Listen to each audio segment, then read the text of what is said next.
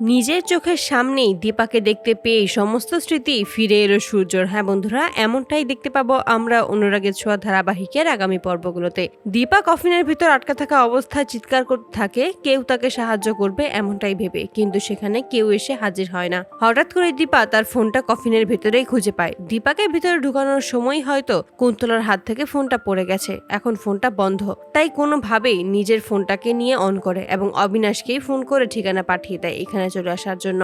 অবিনাশ যখন সেখানে এসে পৌঁছে যায় তখন কাউকেই খুঁজে পায় না। তখনই দীপা বুঝতে পারে যে অবিনাশ এখানে এসেছে, তাই কফিনের ভেতর থেকে চিৎকার করতে থাকে। অতঃপর অবিনাশ কফিন ভেঙে দীপাকে বের করে। দীপার কাছে সমস্তটা জানতে চায় দীপা এর ভিতরে কিভাবে আটকা পড়েছে, কেই বা তাকে এখানে নিয়ে এসেছে। তখন দীপা জানিয়ে দেয় যে ওই কুন্তলাই তার সাথে এমনটা করেছে, লাবণ্যকে ব্যবহার করেই তাকে এখানে এনেছে, তার জন্য ফাঁদ পেতে তাকে বন্দি করেছে। ওই কুন্তলা চেয়েছিল আমাকে মেরে ফেলতে, কিন্তু ওই কুন্তলা জানে না এই দীপা সেনগুপ্ত কি জিনিস।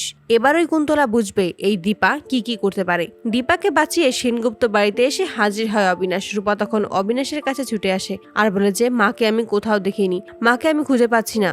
এদিকে তো বাবার বিয়ে হয়ে যাচ্ছে, মা কি কিছুই করবে না? দাঁড়িয়ে দাঁড়িয়ে কি এই বিয়েটা দেখবে? কিন্তু আমি এটা পারবো না। এই বলেই যখন বেরিয়ে যাবে ঠিক সেই মুহূর্তে অবিনাশ রূপাকে আটকে দেয় আর বলে যে তুমি কোথাও যাবে না, এখনো তো বড় চমক বাকি আছে। রূপা তখন বলে তুমি সবকিছু দেখেও এরকম চুপ করে থাকবে আর এখনো বলতে পারছো এখনো কিছু চমক হবে? আমি এখানে থাকতে পারবো না। ঠিক সেই মুহূর্তে দীপা সেনগুপ্ত বাড়িতে হাজির হয়। দীপাকে দেখেই সূর্য চেনা মনে হতে থাকে। অপরদিকে কুন্তলা ভাবতে থাকে দীপা সেনগুপ্ত এখানে কিভাবে চলে আসতে পারে, ওকে তো আমি নিজে জীবিত কফিনের ভেতর পুঁতে দিয়ে এসেছি, তাহলে ও ছাড়া পেলো কিভাবে? এসব ভাবতে ভাবতেই সূর্য বিয়ের আসর ছেড়ে ছাদনাতলা থেকে বেরিয়ে দীপার মুখোমুখি হয়ে দাঁড়ায়। দীপা তখন এক দৃষ্টিতে তাকিয়ে থাকে সূর্যের দিকে। তখন সূর্য ধীরে ধীরে সমস্ত স্মৃতি ফিরে আসে, দীপাকে সকলের সামনে জড়িয়ে ধরে আর বলে যে আমার সবকিছু মনে পড়ে গেছে, আমিও চারুকে বিয়ে করব না, কোনোদিনও না। আমি তোমাকেই ভালোবাসি আর তুমি সারা জীবন আমার স্ত্রী হিসেবে থাকবে। এই বলেই আবারও সিঁদুর দীপাকে পরিয়ে দেয়। তারপরেই দীপা কুন্তলার মুখোমুখি হয় এবং কুন্তলায় যে তাকে ওই কফিনের মধ্যে আটকে রেখেছে সমস্ত কিছু প্রমাণ সকলের সামনে তুলে ধরে।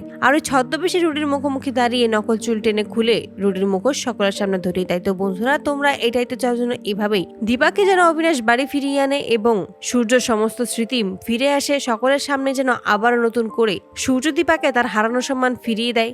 কমেন্টে জানাও। আর নিয়মিত আপডেট পেতে আমাদের চ্যানেলটি এক্ষুনি সাবস্ক্রাইব করে পাশে থাকো। ধন্যবাদ।